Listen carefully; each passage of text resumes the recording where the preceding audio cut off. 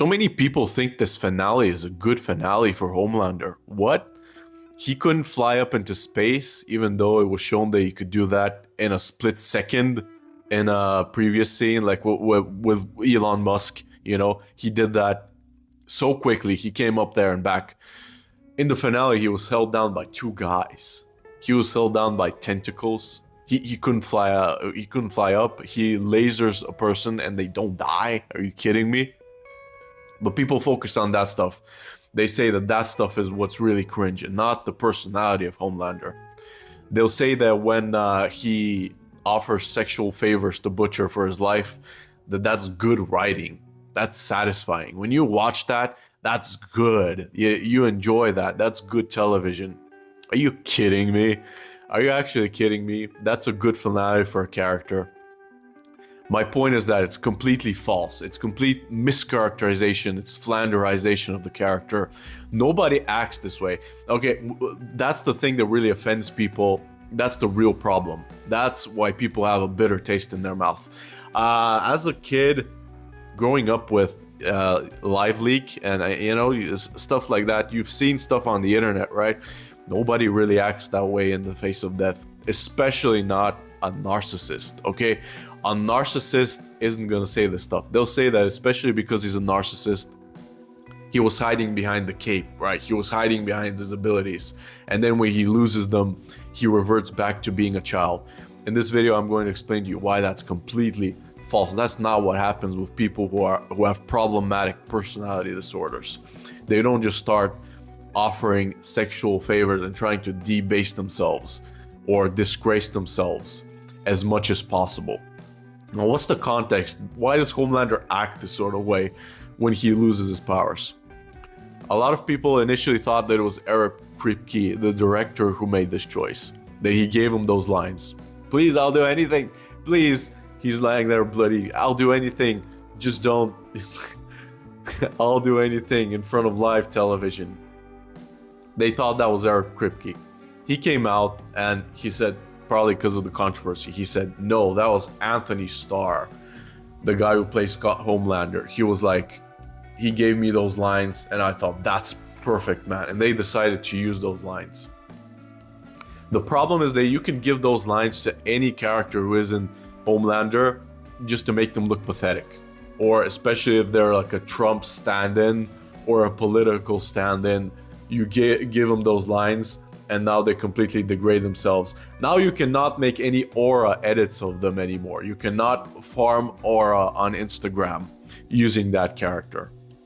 Okay, you give those lines to Tommy Shelby, Walter White, and they all act like this.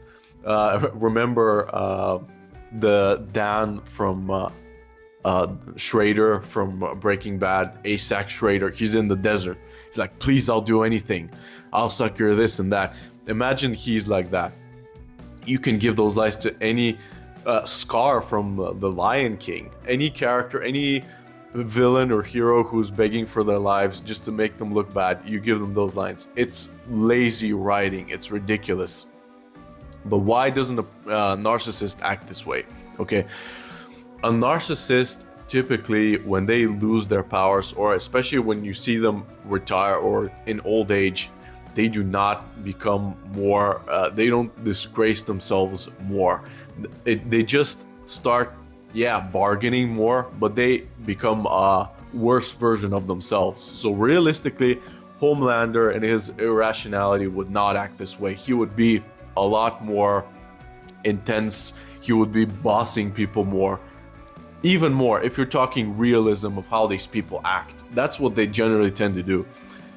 If you see an older narcissist, even though they've lost their abilities, they scream at you even more. They demand you do more stuff for them, and they just become more entitled. They don't become nicer or like babies or like children. That's not the way that they act. So this was completely out of character for Homelander. It's completely out of character for any type of personality like this. And when I watched it, that's why it was so jarring and so weird. It's almost like a fetish or something. It's insane that our television has reached this point where you're getting scenes like this for a finale. Okay, for a finale, no less. And that's really what people have a problem with, because it's shocking in a way that it leaves a bitter taste in your mouth. It's like, did you really want to make good television, or were you just making fun of Trump? And I'm not even a Trump fan, okay? I don't care about politics and this stuff. But when you shoehorn stuff like this and you're not really trying to make good television, that's really the stuff that sticks out. And that's why this stuck out, okay? Narcissists, when they act entitled, when they lose their abilities, like, that's the way they look like. That final thing when he's like, I am the Homelander, you can't do this to me. Imagine that, but 10 times more than this. That's how he would act. Basically, what you would see it described is probably as a kid who didn't get their lollipop, who really wanted it, and now they're just breaking down in tears. That's what it would look like realistically. Homelander wouldn't be saying the stuff that he was saying, okay? And that's what it would look like. So what would it be? How would I rewrite the scene? What he would probably say is, I don't want anything anymore. I don't want my powers. You can do whatever. I'm so pissed off. You're crying. That's what he would be acting like. Okay? He would not acknowledge Butcher's standing above him. He even saying, I will do anything you want. I'm at your mercy. That's completely illogical for a narcissist or psychopath or whatever. Yeah, so that's really my problem with it, because it just doesn't fit, and this is why. And this is why people have been unable to explain why it's so unfitting, why it looks so weird, so strange, so jarring. No one really acts that way in the face of death, much less a person who is so cruel and has this type of personality. And forget about that, okay? This has never been set up previously in the series. That's why it comes so out of left field that he would have those lines.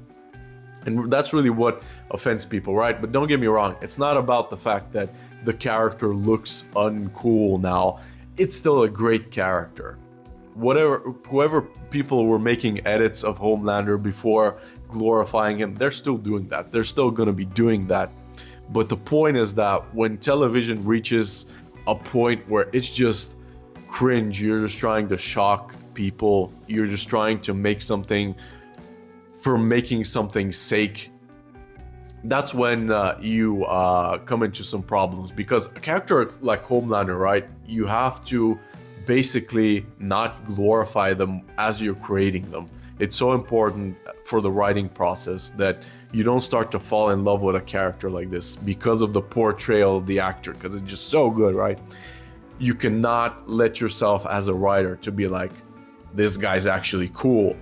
But on the other hand, you cannot be like, I hate this character. This character is a political candidate that I hate. I do not appreciate this character. How can I degrade them as much as possible and basically stick it in the faces of the people who enjoy the show? So you can't do that either. So I understand the neutrality that it takes to make a character who's actually a villain. Like, you have to be nonstop not hating them and not loving them. And if you veer off into one direction and you lose that balance where you don't feel anything for the character, now your show just becomes cringe. Because let's be honest, the entire show was standing on the shoulders of Antony Starr as Homelander. That's the entire thing. That's why people usually watch it. The side characters, come on, the side characters. You probably weren't watching this show unironically for the deep, right? And so when you make the character you either hate him too much as a writer or you love him too much, that's when it becomes a problem. So what I think that they should have done, the writers, was be as neutral as possible about Homelander and probably go for an ending that's still brutal, or just let Homelander lose his powers, degrade him that way, or go for the comic book ending, which was pretty good. You know, that was a story that ended in a shocking way, but still in an intelligent sort of way. None of that kind of cringe humor lines at the end of it. And just very quick and unsatisfying. Let me know what you think, but yeah, that's my personality analysis of why people hate the show. They hate the lines at the end of the show, but they're not able to explain why. And probably psychologists can confirm this. Let me know in the comments if you're a psychologist. What do you think? But yeah, Homelander would not act this way. Nobody would act this way in this context.